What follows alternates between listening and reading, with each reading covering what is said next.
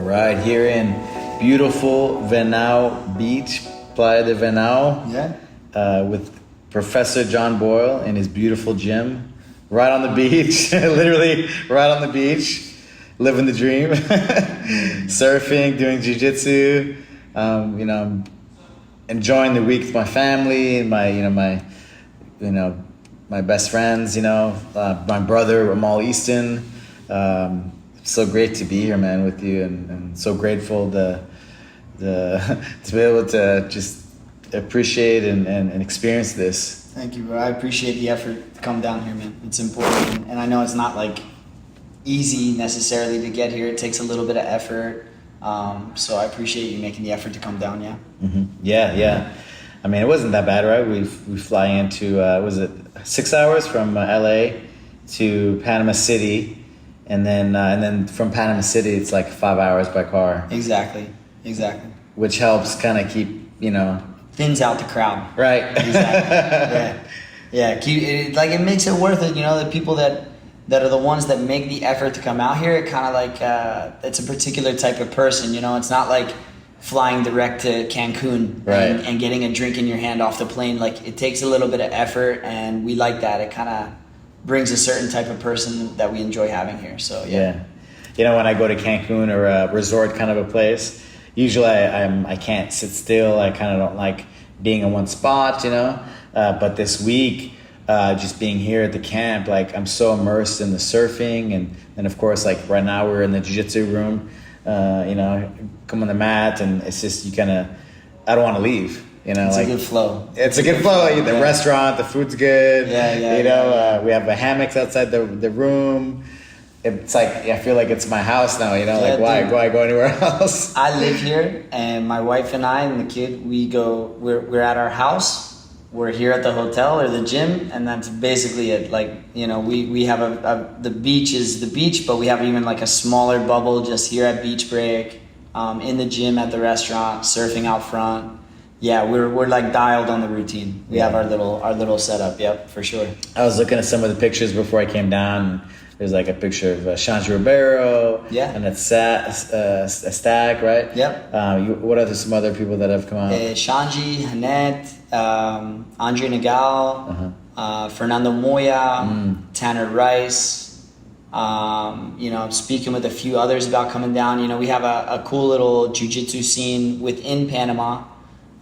So we've gotten a few of those guys to come out. Some of the local teams come and use the gym. We really do our best effort to keep this like unaffiliated, no flags, like make sure everybody feels open and welcome to train here on our mats. So it's been good like that as well. Yeah.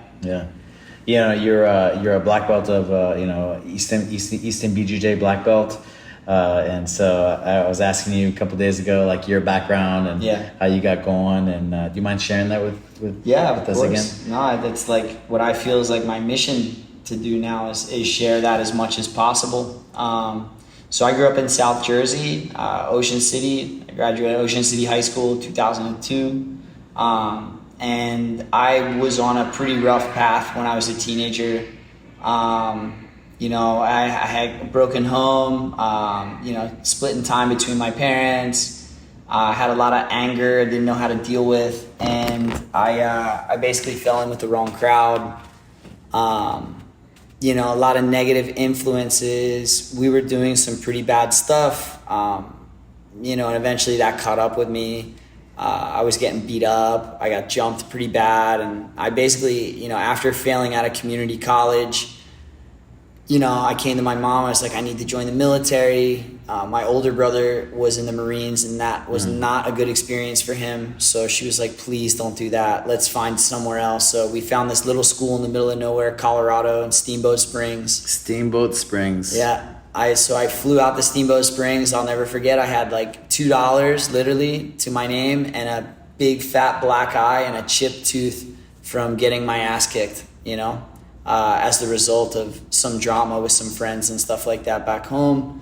So I removed myself from my environment, but things didn't change. I still had this demon, this bear that kept like on my back I couldn't get rid of. I got arrested again my first month of college.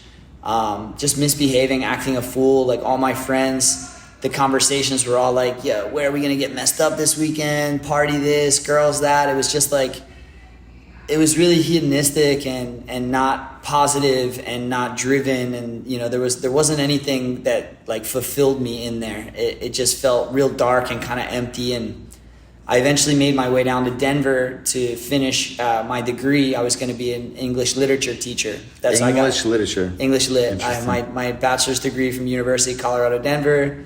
I was going to use that to get my teaching certificate and be a high school teacher. That was my path. And I fell into the same patterns when I was in Denver. You know, I was not behaving myself, man. I was getting into trouble, unfocused, and I was like, maybe I just, you know, need to get my ass kicked. And I had just seen the first season of The Ultimate Fighter, and there was Big Mike Nichols, who was from Denver. So I was like, maybe there's a gym around here. And luckily enough, I signed up for a free intro class at Easton Brazilian Jiu-Jitsu on 3rd and Broadway, back then it was, and I showed up. They gave me a kimono, and I was like, oh no, this is like karate, you know, this is going to be so stupid. Karate nerds. Karate nerds. That's 100%. I was like, oh, karate nerds, you know. But the guy that taught me the lesson, Coach Lincoln, shout out to Coach Link, he, you know, he's got like an anchor tattoo on his neck. He's like biker, badass, you know. And he showed us how to close distance and clinch into a hip throw. And he taught us how to collar choke. And I was like, oh my God, you're allowed to strangle people with their closing? And he was like, yes, it's encouraged. You know, we want you to do that any way possible. So I stayed and watched. And for me, it was like an instant, you know, it resonated very deep within me. It was something that just clicked with my being. And I knew from that first class that I was like, oh man, this is my path. You know, I have to do this. I have to figure this out. So I like begged, pleaded with my parents, you know, like, please help me with the membership. You know, I got enrolled, when I couldn't pay for it anymore. I had luckily enough, like, proven myself to be obsessed with jiu-jitsu. Like, they had to kick me out of the gym every night. I was that annoying white belt that was like, can I teach the warm up? Can I, you know, do this? And asking questions all the time. And, so I started trading work trade for membership, cleaning mats, cleaning the bathroom, handing out flyers, whatever I had to do to stay with it. And that was it, man. It changed the conversation with my friends from like all that negativity and just like selfishness of party and girls and this and that and acting a fool. And now my friends are like, hey man, you missed class on Monday night. What's wrong? Are you okay? Or I'm trying this new diet. You want to try it with me? Or let's go run Red Rocks this weekend. You know, we have this group doing this. Or can you come 30 minutes early to drill? Like, it was all positive, and it was all people that were truly invested in my personal well-being, how I was actually doing, like emotionally, physically, spiritually, like people that cared, you know? And the people that I met on those mats, like my first week in Denver, they came to my wedding, you know, over a decade later in Panama, you know, Professor Suss, Professor Junior, like a lot of the folks there, like, man, true lifelong friends that I kind of understood what like that real deep connection is that you get from sweating and training and doing hard work on the mats with people. It like establishes this real deep tribal friendship of people that are like really love you, you know, they care about you, they love you, they want to see you do well. They lift you up when you're doing good, you know, and they lift you up when you're doing bad, man. It's a true blessing to have the community we do. It's so crazy, right? Like my best friends, like, you know, everybody in the, you know, that does jiu-jitsu, they get that, right? It's like real friendships. There's no faking it. There's no. And that's why, like, I have my teenagers now. Like, you know, I'm blessed to have this beautiful kids program here out at this beach. We have a lot of expats that live here, and you know, specifically for me, like, I just, you know, for whatever reason, I have a lot of girls in my class. You saw tonight at the adults class, we had 4 or 5 girls in class, you know, and my kids class too, you know. And for a teenage girl, like, you have daughters, you know, like a teenage girl that gets their identity is jiu-jitsu. Like, when you identify as somebody that does jiu-jitsu, that comes with a community of people. That's not just like you being a soccer player, volleyball player. Like, I feel like it's different in the jiu-jitsu community with the amount of support and kind of unconditional love and just like no bullshit. They won't let you make excuses for yourself, and it's proven itself again and again and again. So I feel really blessed to be in a position where I can like impact some kids in those really tough teenage years where you're molding your identity. You're trying to discover who you are and what you like and what you want to do. And, to be able to give them jiu-jitsu as a piece of that is life-changing. It's an amazing, incredible thing. And I'm grateful every day for it. Yeah. So how did you make it out to Panama? Right. I came out to Panama years ago and there's this guy, John Boyle, and the project, in the projects in the favelas, what do you call it, in the slums, Barrio. Barrio, teaching jiu-jitsu, doing a social project. Yep. That's how it started. Like, I guess, man, it was like 2012. 2012. I had just gone, I was still in Denver. I was a purple belt at the time, and I was going through a really rough breakup. I had a girlfriend about 3.5 years. We lived together. We had a dog together. She kept the dog. Like, I had no place to sleep. I was sleeping at friend's house. I was like really broken emotionally. It was in a tough spot. And I was feeling pretty bad for myself. In walks this big, strong, blonde-haired dude. He's like, hey, I want a private lesson. My name's Steven. I live in Panama. I'm like, that's kind of weird. This big blonde-haired dude living in Panama.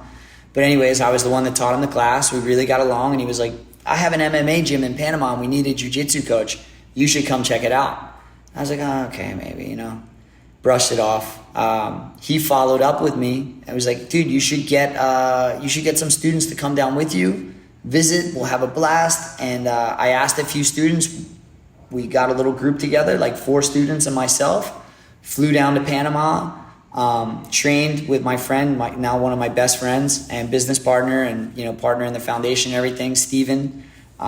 Showed us the team that he had there, and I was just blown away, training with these dudes that come from some really rough streets.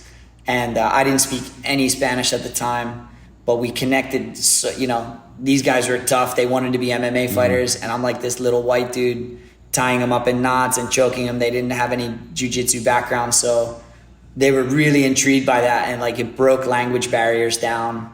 And after training with them, we drove out to the beach, Santa Catalina. We surfed. It was my first time surfing. I grew up, surfing New Jersey was a big part of my life, and when I moved to Colorado, it kind of went away.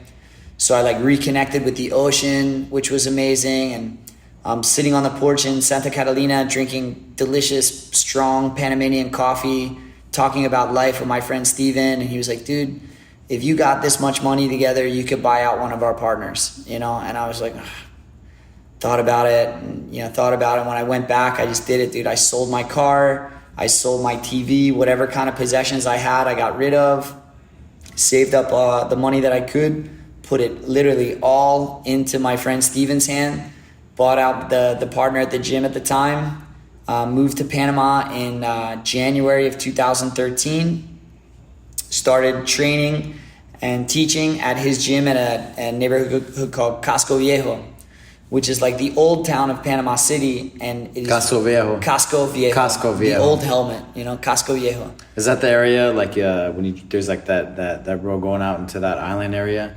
And it's like old. Yes. There's buildings. Yes, it's like almost looks like colonial style. Right. It almost looks like if you walk down the street in New Orleans or something. The architecture is very similar. Looks like they have places for cannons and stuff. From back in the day. Yeah, they have like the old prison which lined the bay. They have like really tiny kind of cobblestone streets. It's like very old feeling, like old city Philadelphia. Even almost kind of reminds me of that.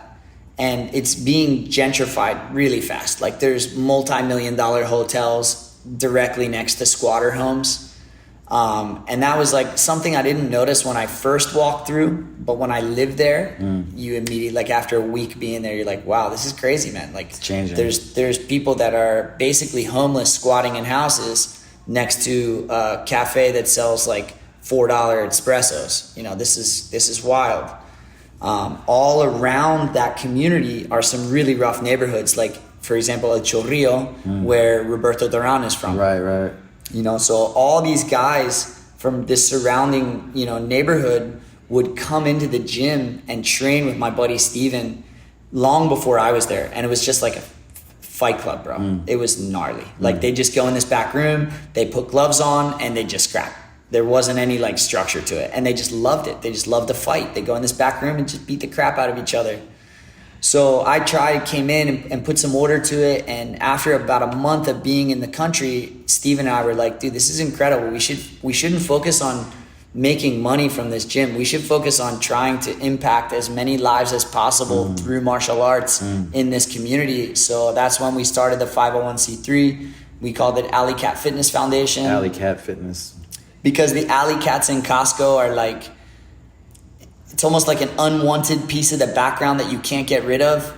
And the cats are so tough in the city. Like they dominate all the dogs. Like the cats are gnarly. They will take your eye out. They will fight dirty. You know, they're mean cats. Smart. They're smart, you know, and they're like, they're part of the background that you cannot dismiss. So that's how we adopted the name. Set up that nonprofit. We set up the nonprofit. We started like we called it like a sliding scale donation based fitness membership. So if you can pay whatever you're able to, wonderful. If you're not able to pay, we will never deny you access to your physical wellness because you don't have the finances to do so. Like that was the deal. If you want to come and train with us, you come and train with us, you know? And there were certain parameters for our fight team. Like you had to show up X amount of days. For the younger kids, they had to keep their grades at a certain level. You had to keep a job if you had a job. You know, there were certain things that we kind of had to work with. But we ended up just getting lucky. We took Panama's first fighter to the UFC. Oh, wow. Umberto Brown. See the jersey there? He was on Team Wardum. First season of the Ultimate Got the Panama Fighter. flag on the... Yeah, man. Nice. Yeah. First season of the Ultimate Fighter Latino America. He lost in the house. He actually fought Yair Rodriguez. Oh, yeah. He got triangled by him in the second round. He got asked back to fight UFC Mexico City. It was the same card that Verdum knocked out Mark Hunt with a flying knee. I don't know if you remember that. Yeah, I remember. We fought a guy named Gabriel Benitez, who's still in the UFC. He's very, very tough contender now. Lost a really tough 3-round fight. Umberto got put to sleep with a guillotine. Wow. And boy, he promised he wasn't going to tap before the fight. You know, this kid coming from where he came from, you know how it works in the UFC. You double your money if you win. So they paid him 8 to show, 8 to win. And, you know, $8,000 is already more money than he's ever seen at one time in his lifetime. So when he has the chance to double that, he was like, no, I'm not tapping. You know, not a chance. And I had no doubt about it. You know, I knew he was either going to get put to sleep or break something or get knocked unconscious. Was the only way he was going to get stopped. And he, true to his word, you know, he's a warrior. He's got a huge heart. So yeah, that was like my first 4 years in Panama was all about the foundation, working with these guys. We had a really tough amateur and pro team. Had a kids class. You had some jiu-jitsu competitors as well?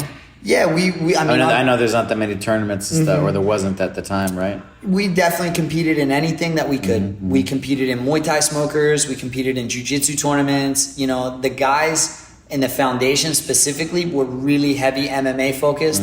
A big part of that was a lot of the guys, like our team captains, all had wrestling backgrounds with it's called Pan Deportes, which is like the Olympic committee. So some of these guys were sick freestyle and Greco-Roman wrestlers that had fought in Cuba. They've been to like Dagestan, you know, parts of Eastern Europe and stuff like that. Like they've been around the world wrestling on a really high level with the Olympic program. They just had no striking or jiu-jitsu, you know. So that was what we were trying to nurture and build up. But yeah, we had some jiu-jitsu fighters. Like we still have some guys that are continuing to train in the city. Even though we lost our space, you know, that's kind of a tragic story, but it's still going. Like Umberto actually is still teaching kids for free in the same neighborhood. Like there's still kids learning arm bars right now in the ghetto in Casco Viejo, Panama.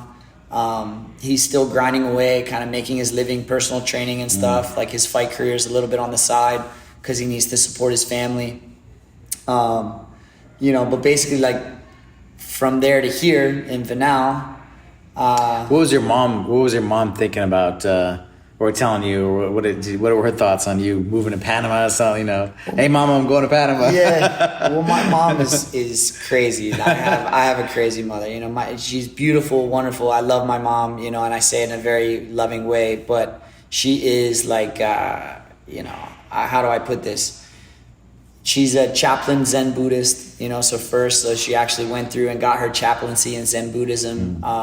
She's written several books, some of them like non-fiction law books, because she used to be a lawyer. Okay. The other books are called like Stuck in My Earth Suit, you know, like self-help books about spirituality and growth. Okay. She's lived off grid in Colorado for, you know, 2 winters with her third husband, Cowboy Bob. You know, she's been married and divorced a bunch of years. My mom is like a wandering soul. So like, we really connected on that, and she gave me her blessings. She absolutely loved what I was doing. Unfortunately, with jiu-jitsu as well. With jiu-jitsu and just in life, just like when I started jiu-jitsu, it you know, what more do you want from your kids than for them to be passionate about something that gives them great fulfillment, you know? And she could see that after I was like truly committed to jiu-jitsu. Like, she saw that was my true north. Like, that was my compass, you know? And has been ever since. You know, if I'm training, if I'm on the mats, if I'm teaching, if I'm doing my thing, I feel like that's the linchpin that holds all my good habits together is my jiu-jitsu, you know. My emotional stability, you know, how I act as a husband and a new father and a manager of the hotel. Like, I have a lot of responsibilities, and if I'm letting those responsibilities take away from my time on the mat, I actually get worse in all those responsibilities, you know? So my mom was super supportive. She loved it, dude. And the only thing she didn't want me to do was fight MMA, which I did 1 fight, and you know, I promised I would never. In Colorado? No, in Panama City. Panama City. When I was teaching these guys MMA without actually having fought MMA myself, I felt like a fake. So I was like, yeah, I'm going to do a camp. I'm going to take a fight. So I did 1 pro fight. I fought a guy from Costa Rica, first round TKO. Nice. Got it done. Yeah, dude. Striking hard. TKO, took him down. Took him down and ground him out, beat him up. You know, but like he had a bunch of amateur Muay Thai fights and semi-pro Muay Thai fights, but he was a blue belt.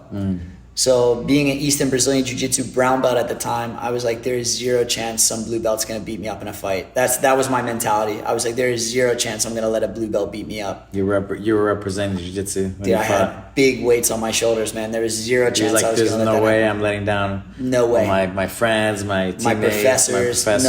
No way. I was more nervous for jiu-jitsu matches than I was that MMA fight. That MMA fight, I was like stone cold. Like, I'm gonna get this done. You know, I knew I was gonna get it done. I felt full confident in it, about that. So yeah, and you know, my mom has always been. I'm so lucky, man. She's been so supportive. She just misses me. You know, I don't go back to the States at all. Maybe 1 week a year, I'll be back in the States to visit. I don't plan on going back. Like, I plan on being buried here in Venao, you know, and raising my family here in Venao. Yeah. Barring any, like, you know, knock on wood, you know, dire family emergency. That would be the only thing that gets me back, you know, and I feel good. It's not, you know, I don't know. It's I found my happy place, man. You see the mode that you're in here, and we've found a way that we can kind of keep this going. Seems like forever. So we're going to try and do that. Run it till the wheels fall off.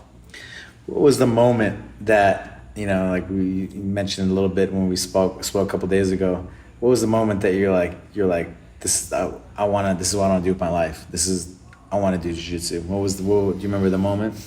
Yeah, honestly, like the first class. First class? The first class, man. I my professor that gave me my blue belt, my first professor was Mario Correa, Busy. Oh yeah, Busy. Yeah. Busy, man. So Busy's about my size, you know, and when I saw him, I took my intro class, and then I sat. They presented me the thing, you know, to buy the membership. You know, it includes your kimono. We'll waive the membership fee, you know, but you got to sign up now, kind of thing. And I was like, oh my God, can I just watch a class and then I'll tell you? So I'm watching the class, and they were sparring, and I'm watching Busy just like run through these guys like so casually. Being a smaller guy, and you know, it wasn't karate, you know, kind of bullshit. It wasn't fake sparring. Like, all these dudes were legit trying to rip his head off, you know, and they were really getting after it, and everybody was trying to tap each other out, you know, with real intent. There was no compliance, you know, and he was really doing it. I was like, man, this is the realest thing I've ever seen. Like, I want to get good at this, you know? And within a month of doing the class, I quit smoking cigarettes. I quit hanging out with the friends on the weekends. I basically stopped all that within nonsense. that month. Within the first month, man. Because I was like, my goal is to get good at jiu-jitsu. I want to be as best as I possibly can in jiu-jitsu. So therefore, I can't do all these other stupid things, man. I cannot have it. So what are the things that changed? What are the things that specifically you did? Well, to be your best. I mean, I've been a line cook for a long time. That's how I supported myself when I was in the States. I was a line cook, and that comes with like a lot of unhealthy habits. You know, they tend to be like kind of hard partying dudes, and you know, I was smoking cigarettes, man. I was smoking a pack a day almost at that time. I was like not treating my body right. That was the first biggest thing, was I needed to get the toxins out of my body. So I focused a lot on that, like just reclaiming my lungs, you know, not drinking to the extent I was. Like, I didn't go stone sober, you know, but I really paced myself. If I was in a camp for a fight, no alcohol, you know, one cheat day a week on meals, but start eating really clean. So that was the big first thing, was just like, you know, reclaiming my body from all these other substances that I had unfortunately kind of let seep in and be part of my routine. And then through jiu-jitsu, like, meditation came into my life, you know, which played a bigger role later. Like, my mom had obviously really tried to put me into it through her Buddhism practices, but you know, specifically Professor Jeff Suskin, and inspired me with his practice. I got in a lot of the breath work and meditation stuff with him, and that, you know, that leads into its own kind of spiritual path once you start sitting in silence for long enough, and you can hear your own thoughts and kind of feel your own emotions and stuff like that. So that was a big part of it, you know, not only like the physical, you know, reclaiming my physical body, but also, you know, my mental and emotional state, and monitoring that and being more self-aware of who I am and how am I interacting with my environment. And then, you know, I feel like it's my mission in life now is the only way I could ever repay this art that I've been blessed to be a part of is to give it out as much as possible. Like, to try and get as many people I possibly can that feeling that I got, you know? And it's cool now that we're here in the middle of nowhere, Playa Venao. I'll get people that come from wherever, Austria, like these girls. Right. They come for a surf camp. I want to try jiu-jitsu. We have mats here. It looks interesting. I want to try jiu-jitsu. I give them an intro class. You know, maybe they take a few more classes a week. They'll write me 3 months later from home. Hey, John, I just want to say I'm training every day. I totally love it. I'm going to keep going, da-da-da. Like, I've had people send me pictures like a year later with their blue belt and they're winning tournaments and stuff. So, like, that's the thing that I feel like echoes throughout eternity, you know, the way we interact with each other, and, you know, like that resonates with somebody. If you can hit somebody in their soul and make them feel a powerful moment, that it kind of like turns the course of their life a bit. Make a difference, right? That we can do on the mat. That's a big way to change the world, man. You know, that's I truly feel that. How did you transition out here? Well, I was really broke in Casco Viejo doing the nonprofit work. Like, the donations just basically kept our heads, you know, kept us in the, what do you call it, the black. Maybe rephrase that. How did you transition to Playa Venao? Yeah, because I was making, and really it was like a financial thing. And, you know, 3 months into living in Panama, I started dating my now wife, Carla. You know, we met through mutual friends. She started training with me. She asked me out. You know, I wasn't like the professor hitting on students or whatever, you know, but we had a connection. We started dating. I'm engaged to her now at this point. It's like 4 years into living in Panama. But I'm still wondering how I'm going to pay rent each month. Like I'm still struggling, you know, and I'm into my 30s now. So this wasn't working for me anymore, you know, and as much as I love the guys and the foundation and making an impact and all the fulfillment it gave me, it wasn't enough because I was feeling like resentful a little bit, you know, like I'm sacrificing all I'm giving myself, and like I can't pay freaking rent, man, and I'm like struggling, and it's stressing me. And I had never had a good relationship with money, you know. I grown up a little bit like lower middle class, public school system, New Jersey. Like I found this out later, but like I had like a thing maybe put by my parents or, you know, from generations before, but like I was a hater on people that had money. I thought they were like evil sellouts. Like the only way you can be rich is if you sell out or screw somebody over or something like that. Like I had a bad relationship with money and wealth. Limiting beliefs. Dude, I had big time limiting beliefs. And I read a book called The Answer, which is kind of, you know, maybe cheesy to some people, but again, it was something that really impacted me. Who's the author? John Assaraf and Mike Murray. It's like it's kind of like the sequel to The Secret. Like it talks a lot about, you know, visualization, affirmations, and they have a program in that book called neural reconditioning. Or cognitive reconditioning. I forget actually how they put it, but it's a month-long process, and it's rewiring your brain to 3 times a day. You have to do your best. 5 minutes of meditation, 5 minutes of positive visualization, and 5 minutes of affirmations. So 45 minutes of your day for a whole month without fail. What time of the day do you do that? I did my morning, noon, and night, and I just did it consistently for a whole month. And I don't know if it was that, or I don't know if it was just me talking about it, but I started like projecting myself, because my dream vision was this. I'm walking into my apartment, my brand new, beautiful apartment, setting my keys down on a white countertop, and I'm looking at this beautiful ocean view out in front. And, you know, as I walk home, I have a happy wife, you know, my students are happy. I'm training jiu-jitsu and surfing every day. Like I had this vision of me living at the beach, making more money, supporting my family, continuing my journey in jiu-jitsu and helping others. And like, it was all just like this big piece, you know? So I started talking to people like, man, I'm trying to figure out how to move to the beach, this, that, and word got around to somebody that I was like interested. And they were like, hey, I want to talk to this guy, John, that wants to live at the beach. So I had a meeting with this dude.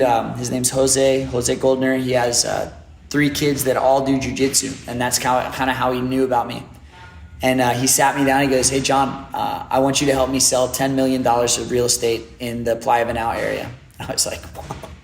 I don't know anything about real estate or how to sell real estate, but sounds amazing. Let's try. And, you know, the real estate thing didn't pan out the way exactly how it went, but it opened up the door for me to get into this place. You know, basically, so that was like the inn in Playa Venao. My friend Jose had connections out here. He introduced me to the owner and then manager of this hotel, Beach Break Surf Camp.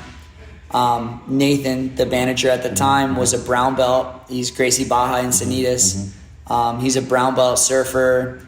I had actually met him years before I came to Venao, and I was like thoroughly intimidated by him. He's like living the dream. I was like, dude, I want to be this guy, man. He's living the dream. Like, he's a jiu-jitsu guy. He had mats out on the grass out there before there was ever a gym. So Nathan was like a big, inspiring person for me at the time. And then when I had the opportunity to come out here, the space we're sitting in now used to be the old kitchen of the old restaurant. Oh, wow. Like, the window here was used to serve food. There was the stoves over here. So I invested what money I had to rip everything out and lay down mats. And we started doing classes for the local community here. And it just fit like a puzzle piece, man. Everybody loved it. Everybody absolutely just loved it. The parents were super grateful to have me here. The owner of the hotel, who's a former martial artist himself, from Israel, was just so stoked to have this like community center feeling. And after a year of doing the jiu-jitsu, the manager Nathan had left to go on to bigger things. And the owner of the hotel was like, hey man, do you want to manage the hotel? Do you want to try that? So I stepped into that position. You know, basically I feel like I just said yes to a lot of things and took a bunch of leaps of faith, and it just worked out, man. It just, you know, I feel as long like, as you don't step away from jiu-jitsu, right? You told me. That's it, man. As long as I have my base of jiu-jitsu, as long as I'm doing jiu-jitsu, teaching, training. well, that was non-negotiable from the beginning in anything. No matter where I move, no matter where I go, you know, and with the management position in the hotel as well, it's like, yes, I will do this, but it will never take away time from my jiu-jitsu. You know, these are the hours, like from 3 to 7 in the afternoon, Monday through Friday, we're teaching jiu-jitsu. And he's cool with that. You know, he loves that. He's encouraging that. So yeah, now here we are sitting together, you know, you, professor, my professor Amal, like, it's so surreal for me. Like I you know, I'm sure you guys have a little idea of that, but like sitting on these beautiful mats and like being here on the beach and being around, you know, some amazing people is just like, it's too good to be true sometimes, you know. It's like, I don't know. I feel bad saying it sometimes, like, because I feel like I'm, what's that called? Imposter syndrome a little bit. Like I don't deserve this, or how did I get here? Or even like, shut up, man. Nobody wants to hear how good your life is, kind of thing. But like, I do feel that. Like, I feel so grateful and so happy that I'm in this position, you know. Yeah. And, you know, like the everybody has their struggles, right? These last 2 years with the pandemic, how was that one? That must have been crazy, right? With just, I mean, to get out here, the travels, no tourists, right, coming in. Yeah, it was hard, man. It was really hard, and you know, Panama locked down really hard. Right. Almost just about as hard as any other country in the world. I was hearing stories about, you know, the guys going out to surf and getting arrested. You know. Yeah. Cops pulling guns on people for surfing and chasing them down the beach, and you know, it was a really heavy lockdown. Panama was very heavy-handed. You know, again, thank God that we're out here at the beach and not in Panama City, because that was way worse. And it wasn't just that they're, you know, surfing, whatever. It's just that they're not following orders, right? Exactly. It wasn't about, you know, I think everybody knew that surfing by yourself is totally safe and healthy for you, you know, being out in the sun and the salt water and getting physical activity. So it wasn't about that being like, is it safe or not? It was like, hey, you're not following our rules. You know, and if you don't follow our rules, you are going to get arrested and punished, you know, and it was that simple. And out here in Playa Venao, the thing with Playa Venao is like, it was owned by locals, but there was never a little pueblito here. Like the beach you see now used to be just farmland, like cattle farm and mangroves. Like nobody was living here. There was never a public school system in Venao. There was never a bunch of local families in Venao. So when a bunch of, you know, foreign investment bought the beach, they didn't like displace anybody. It wasn't like a gentrification. We just developed a beach section, you know? So Venao has a stigma of being like foreigner land, you know? So like, all these foreigners in Venao, they don't follow our rules. It came really xenophobic, man, to be honest. Like the way people were talking about how, you know, us versus them in Venao got really weird, you know, and yeah, a couple of my friends got arrested. I was like taking like these, at a certain point I had to go surf. The waves were so good. Some of the days that we weren't surfing, the waves were so picture perfect, and nobody out because they had a Coast Guard boat patrolling, you know, and there was one day where I just like had enough. My friend picked me up. We would like walk down in the dark with our boards, go to this beach that's around the point that the Coast Guard didn't go to, you know? So we made it work. And then for me, like the Fight Club, right? For straight up, surf Fight Club. Yeah. Yeah. And I was lucky enough to keep training with my wife for a while at the house until, you know, we got pregnant. Yeah. Which was something that we had been trying for like almost a full year before the pandemic. And it wasn't happening for us. And like, man, we were trying, you know, like we were doing ovulation tests. We were trying all the time, like being really strict, and it just wasn't happening. So we were right at the point before the pandemic. They were like, you know, we're going to try a little bit more, but if it doesn't happen, let's just, you know, say it's not meant to be. And like 3 weeks into the big lockdown, Carla gets pregnant, you know, and December 21st, 2020. My daughter, Marley Jane Boyle, was born. And so that, like, for me, 2020 was a hard year. Marla Jane? Marley, yeah. Marley Jane, yeah. Why Marley Jane? We were going to name her Bradley. We were thinking, like, when the baby was conceived, we were thinking boy or girl, Bradley, you know, because I'm a big fan of Sublime and Bradley Noel. And I just thought Bradley was like a cool, powerful girl's name. But then when we found out for sure it was a girl, there's another boy on the beach named Bradley. So we were like, we don't, you know, we kind of went back on that, and we still, because we were going to name her Bradley Jane. It just rolled off the tongue. Jane doesn't have any kind of significance for us. It's just like smooth sounding word. So we wanted to name after, you know, a singer. So obviously Bob Marley. We spell it different. Mar in Spanish is ocean. Marley in Old English means like by the sea, or like the leeward side of an island is the calm side of an island. So I had a lot of like ocean reference, and Marley Jane, MJ, it just stuck, you know. And I can, like, when I hear the name Marley Jane, I think of like a tan little surfer chick that does jiu-jitsu, you know what I mean? Like, so I kind of like stuck her with a name that is conducive to her loving surf and jiu-jitsu, and, you know, I'm sure she will. We're here. Yeah, amazing week, man. You're such a great professor. Watching your classes, Thank you. You know, from the adults to the kids. You know, my daughters were able to train with you, and just like how much you care. You're genuine. You give 100%, 110% to all your students. It's, you know, whoever watches your class can see that. And you know, I'm not surprised when people message you a year later. They never forgot about you, and you're a reason why they're doing it, right? They're doing it just because you're crushing it, right? And every class, teaching your best class every class. Well, man, I'm standing on the shoulders of giants, man. My professor, Maul Easton, like you guys, I would be absolutely nothing if it wasn't for the steps and sacrifices that you guys made, and bringing, you know, jiu-jitsu to the point where it is now. It means a lot hearing you say that. So really, thank you so much. But I totally feel like I'm standing on the shoulders of you guys, and just all I'm trying to do is, like, man, make you guys proud and do my best to represent, you know, that lineage. And yeah, thank you so much, man. It means a lot. I'm excited to celebrate Thanksgiving with you tomorrow, and my daughter's birthday as well. Amazing, yeah. So it's not over yet for me, and yeah, thank you for everything this week. It was truly an amazing experience, and look forward to coming back in the future. Love it, man. Thank you. Thank you.